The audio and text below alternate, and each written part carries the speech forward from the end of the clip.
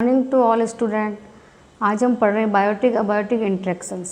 Abiotic element also cause new species of plant and animal to evolve while all species become extinct when they fail to adapt to changing environment factors.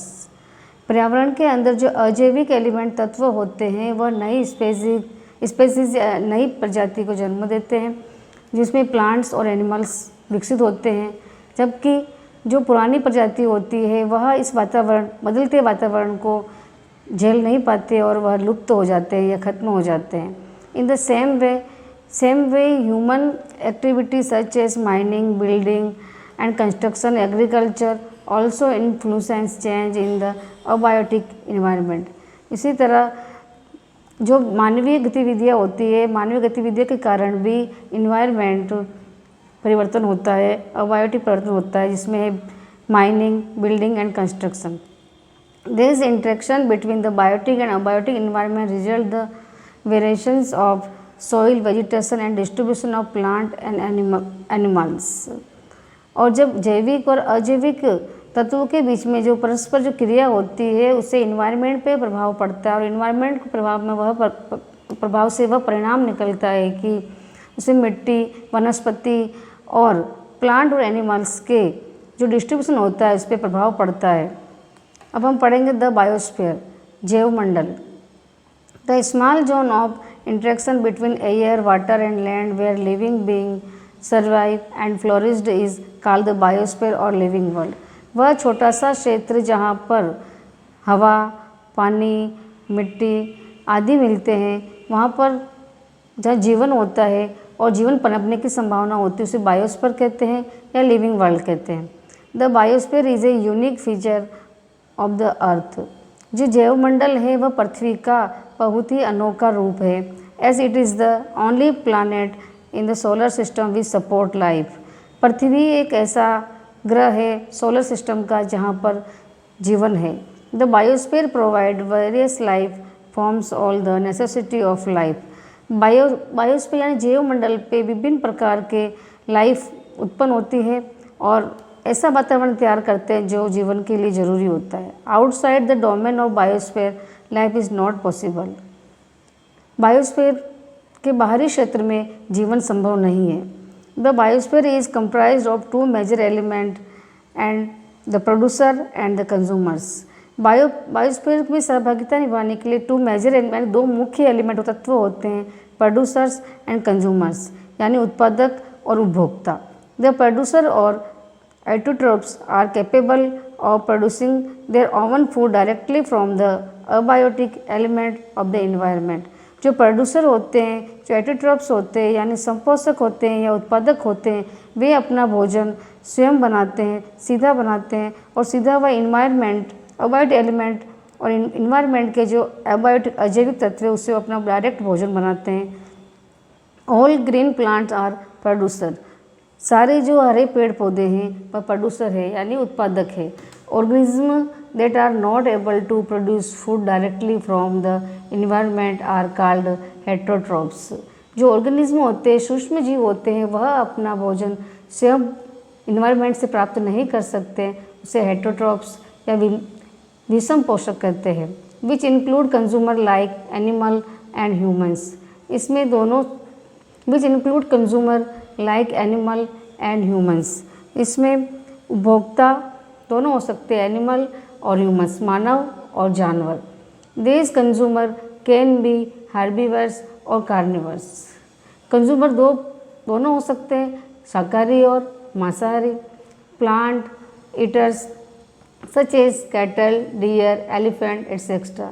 जो plants खाने वाले होते हैं, इसमें मवेशी है, हिरण है, हाथी है, आदि आदि।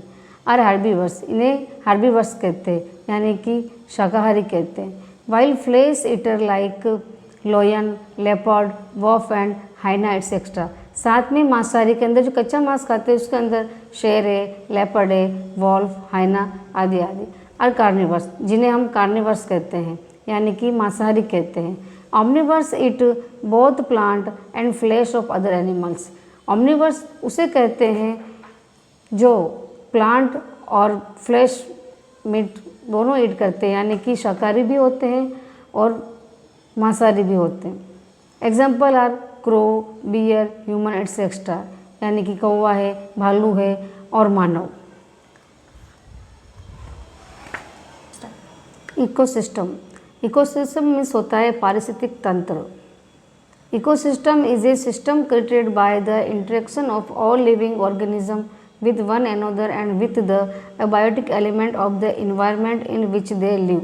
इकोसिस्टम उसे कहते हैं जो इन्वायरमेंट के अंदर जो सजीव होते हैं और जो अजैव एलिमेंट होते हैं उनमें आत्मनिर्भरता से जो तंत्र तैयार होता है उसे हम इकोसिस्टम कहते हैं।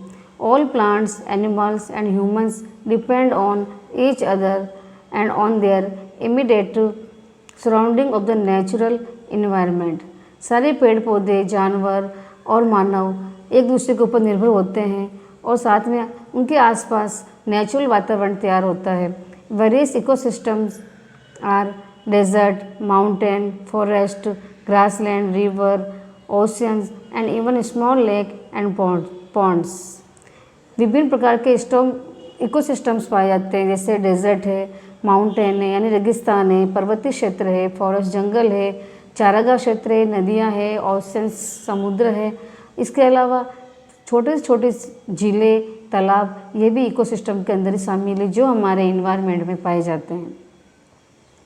ए लेक इकोसिस्टम, झील का इकोसिस्टम है, झील का पारिस्थितिक तंत्र। In a lake ecosystem the sunlight that fall on the water promote the growth of algae. Lake ecosystem में यानी झीलों के इकोसिस्टम, झीली पारिस्थितिक तंत्र में जब सूर्य की रोशनी पानी पे गिरती है तो पानी उससे रोशनी और पानी की मिल्क से जो शैवाल का निर्माण होता है। This algae produce oxygen for animal like fish and frog living in the lake and provide food for microscopic animals. जो ये एल्ग या जो शैवाल पैदा होता है वह जानवरों के लिए पानी में रहने वाले जैसे फिश से फ्रॉग, उनके लिए वह ऑक्सीजन प्रदान करता है और साथ में ही छोटे छोटे जो जीव जंतु होते हैं उनके लिए भोजन का काम करता है। Fish eat the microscopic organism, मछलियाँ छोटे छोटे जानवरों, छोटे छोटे जीव जंतु खाती है। Absorb oxygen present in the water and expel carbon dioxide which help the growth of plant. और उसके बाद में वह ऑक्सीजन, पानी के अंदर ऑक्सीजन लेती है और उत्सर्जित गैस कार्बन डाइऑक्साइड उत्सर्जन करती है, जिससे कि पेड़ पौधे उसको अपने भोजन के रूप में लेते हैं और उनकी वृद्धि होती है। If the algae disappeared everything else would be affected. अगर यदि एल्ग यानी शैवाल खत्म हो जाता है तो इन सभी पानी में रहने वाले पदार्थों पर इन पर इफेक्ट पड़ता है। Micro organism would not have enough food, fish would not have enough oxygen and plant would have lesser carbon dioxide available which is necessary for their growth।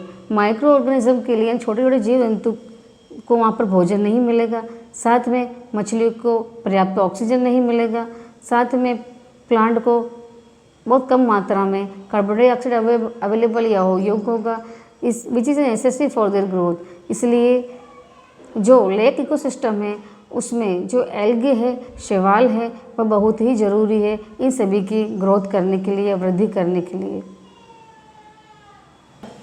Dear student, अब मैं बायोस्फीयर को आपको एक diagram के द्वारा explain करती हूँ।